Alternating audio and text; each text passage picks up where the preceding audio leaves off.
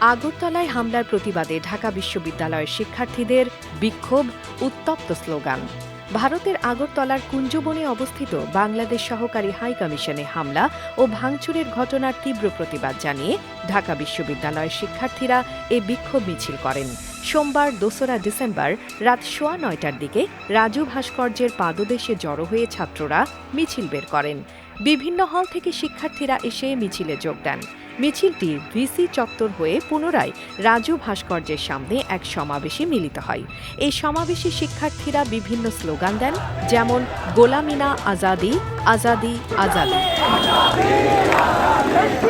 বিক্ষোভ সমাবেশে শিক্ষার্থীরা বলেন, ভারত আমাদের পার্শ্ববর্তী দেশ, তাদের সঙ্গে কূটনৈতিক সম্পর্ক থাকবে, প্রতিবেশী হিসেবে ভালো সম্পর্ক থাকবে, কিন্তু তাদের সঙ্গে আমাদের রাজা প্রজার সম্পর্ক হতে পারে না।